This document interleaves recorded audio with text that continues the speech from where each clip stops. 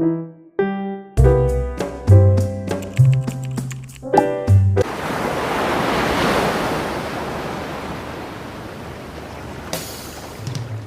guys, thanks for coming back. So this video, all about the seashells. When I was a kid, I would visit my aunt in Southwest Florida a lot, and her and my mom were really into shelling, which is just like kind of the professional term for picking up seashells on the beach.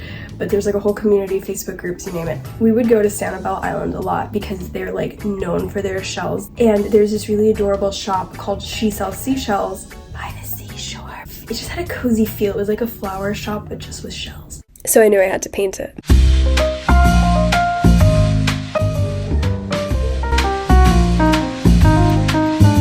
No drama. For once I got a good canvas. Happy with it.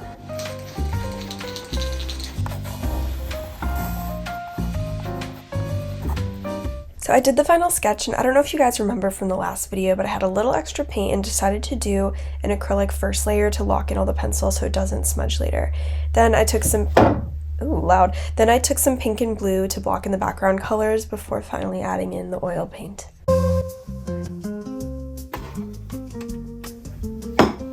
So I divided my oil paints into warm and cool colors and chose a cool color palette for this painting. I do this so the work is more cohesive and realistic, because one wrong color and the vibe is dead. But right now the focus is on the base coat.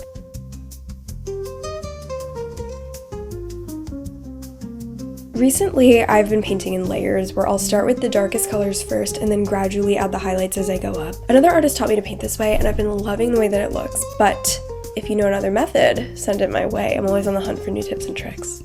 Okay, but here is a little hack. I used dry paint for the base coat, which like completely crusted over, so I scraped off the dried paint and used it to make a texture for the mini shells. All done!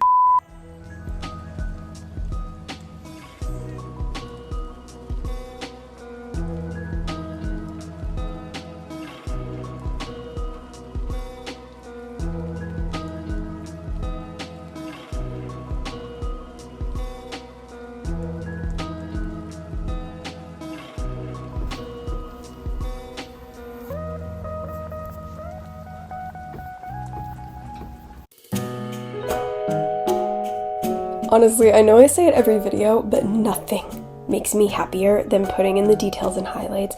There's just something so satisfying about seeing all the completed sections next to the unfinished ones. It gives me the same feeling as watching the home renovation videos, just can't get enough.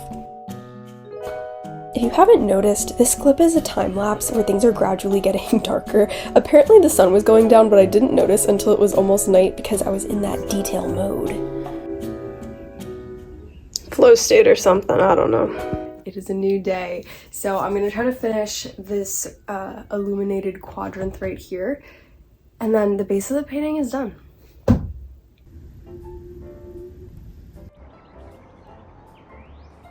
So I'm using my palette knife as like a guide to make sure that I can get really thin, straight lines. I wanted to give the painting about a week to dry before finishing it, so I hopped on a plane and returned to Florida to do what we'll call a little business trip.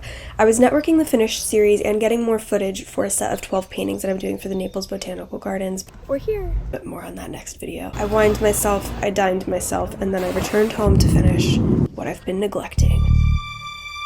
If anybody remembers from the oranges, painting text is the worst thing, so I skipped the freehand stage and went straight to tracing. I measured out the signs, found a handwriting font, and photoshopped it over the reference photo. I got out tracing paper, copied the text, we're good to go.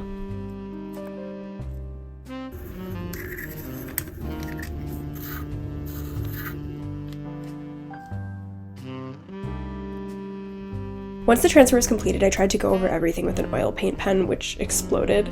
Genuinely learned my lesson. I'm never including text in a painting again. Like, what on earth? But being a perfectionist will get you nowhere in life, so here's the final reveal.